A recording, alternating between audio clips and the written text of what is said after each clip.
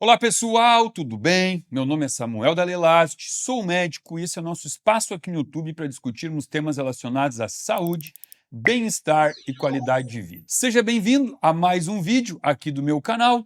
Eu já comecei diversas vezes vídeos dizendo para vocês que grandes ideias que me inspiraram a fazer vídeos vieram justamente do bate-papo com pacientes aqui dentro do meu consultório.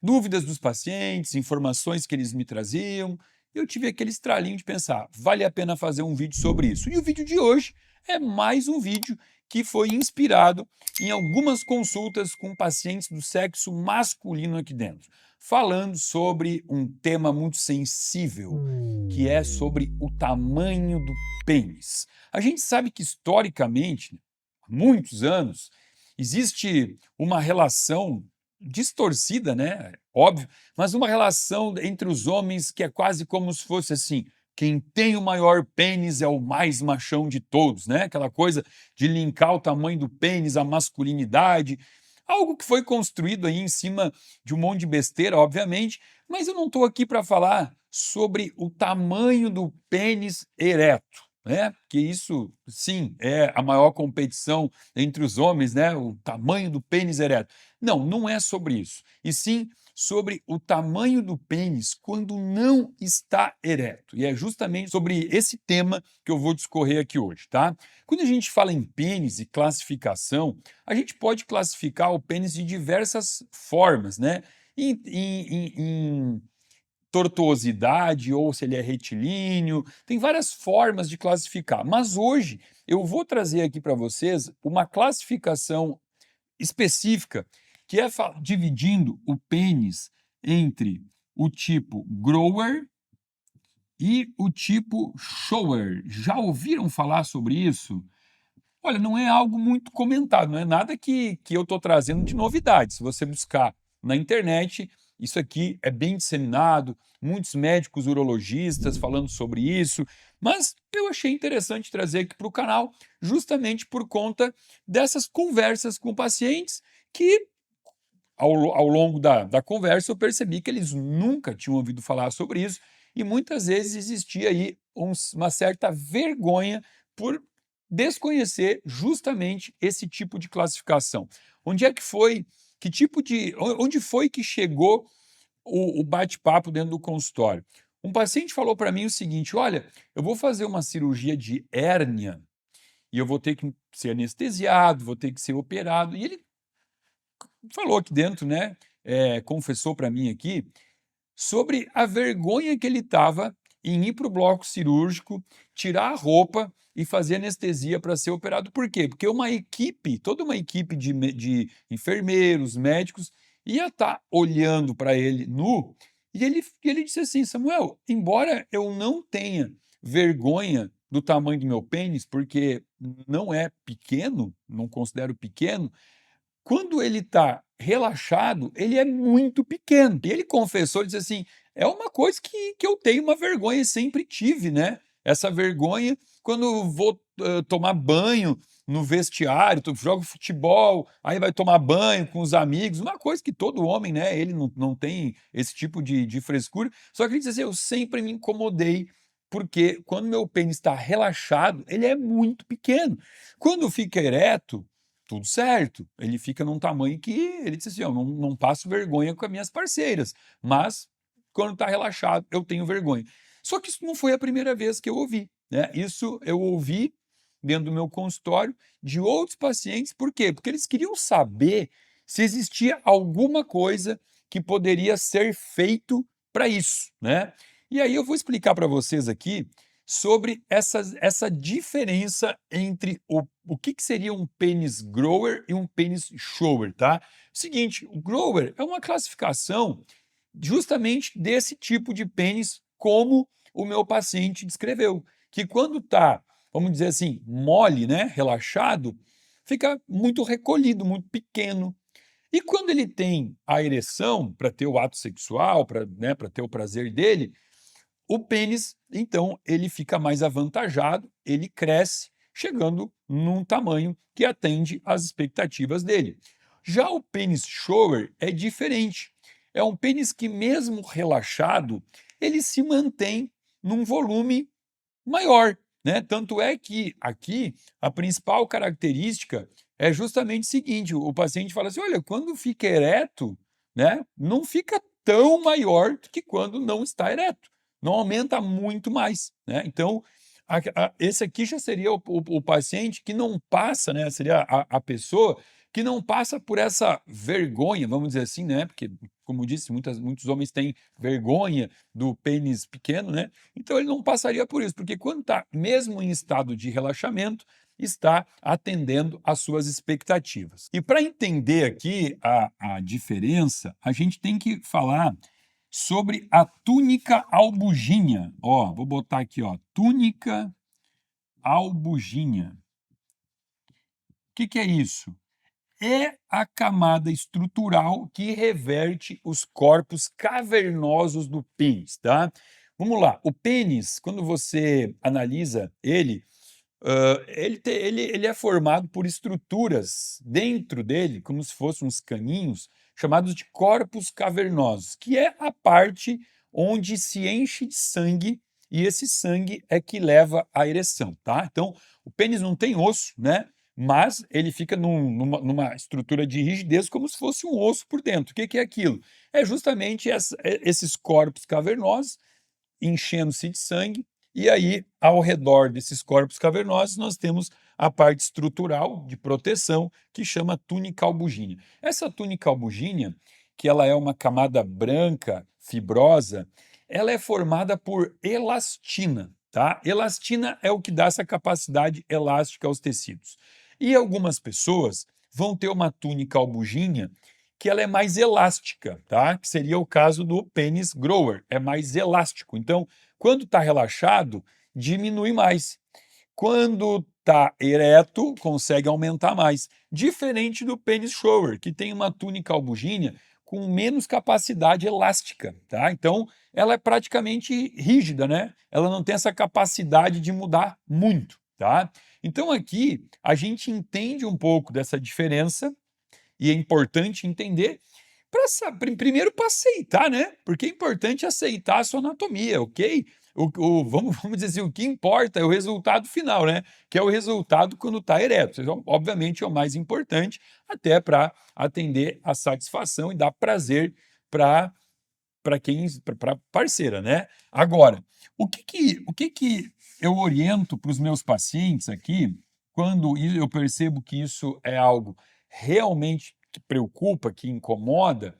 Seguinte, quando isso te incomoda muito, olha o que que eu disse: os corpos cavernosos se enchem de sangue para manter uma ereção, tá? Como é que o corpo cavernoso enche de sangue? Precisa de vasodilatação, precisa dilatar esses vasinhos que formam os corpos cavernosos. E a vasodilatação, ela precisa de óxido nítrico, ok? Óxido nítrico, tá? O óxido nítrico é o que dilata os corpos cavernosos, fazendo com que então tenha mais capacidade de manter sangue. Então, o que eu vou falar aqui, uma dica, ela não vai ajudar todo mundo, né? Todo mundo que vai tomar isso aqui que vai talvez perceber uma diferença, mas algumas pessoas podem se beneficiar disso sim, tá? Primeiro que a gente tem que entender como é que se forma o óxido nítrico. O óxido nítrico, ele é formado a partir de um aminoácido chamado L-arginina, tá? E aí existe uma enzima chamada óxido nítrico sintase.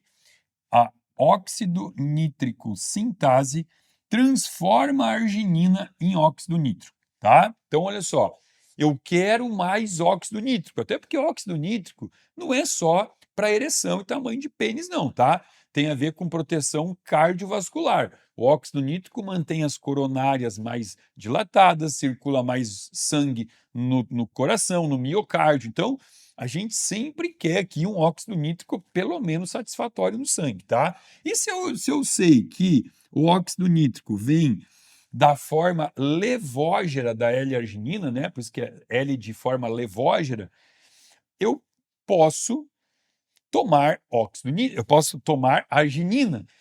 Todo mundo pode tomar arginina? Eu não recomendaria o uso de arginina em pessoas com herpes, tá? Porque o herpes, a doença do herpes que se manifesta na pele, na boca, na genitália, o herpes pode se manifestar mais com arginina. Agora, quem nunca teve herpes pode tomar arginina, tanto na forma levógera, né, quanto numa forma um pouquinho melhor, que é a forma alfa-cetoglutarato, né, arginina AKG.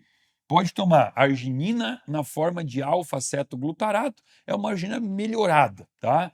Bom, legal. E aí o seguinte, com mais arginina, é certo, é garantido que eu vou ter mais óxido nítrico? Não, né? Não, porque todo esse mecanismo aqui de conversão de arginina em óxido nítrico depende de um corpo funcional, né? A gente sabe que algumas coisas, como obesidade, bebida alcoólica, o tabagismo, o estresse crônico, tudo isso vai atrapalhar na produção do óxido nítrico, né? Então, obviamente que associar isso a bons hábitos de vida vai ser muito importante, tá?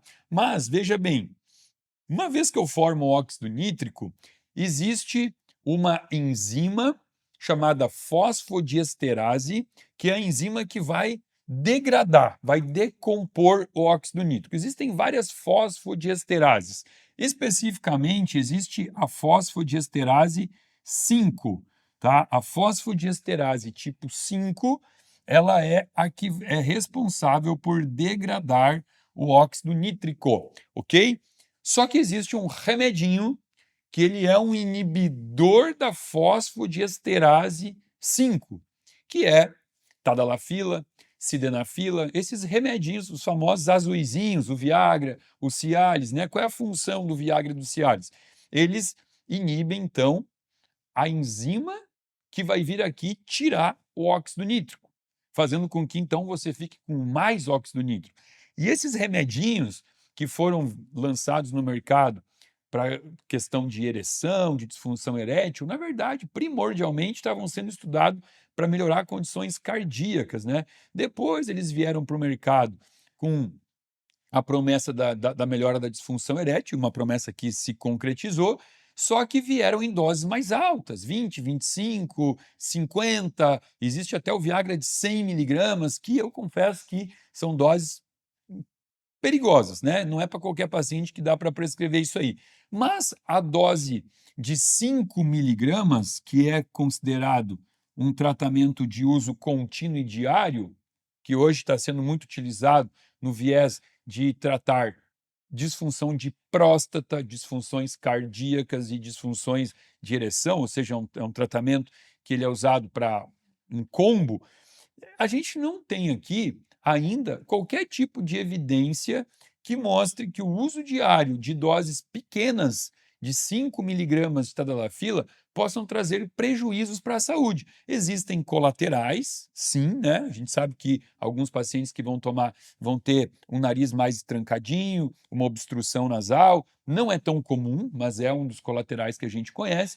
Mas efeitos colaterais que possam ser maléficos para a saúde, ainda não existe nada com embasamento científico que faça com que a gente se preocupe em não prescrever isso para os pacientes, ok? E claro que aqui a dica do vídeo não é a seguinte, não estou incentivando absolutamente ninguém a fazer uso de remédio contínuo para disfunção erétil. O que eu estou trazendo aqui é que se você faz parte desse grupo e isso incomoda você, você pode conversar com o teu médico, o teu urologista, ou o médico que cuida da tua saúde, sobre a possibilidade de fazer um combinado aqui, ó, usando arginina e doses baixinhas de inibidor da fosfodiesterase 5, que o mais comum deles é o tadalafila.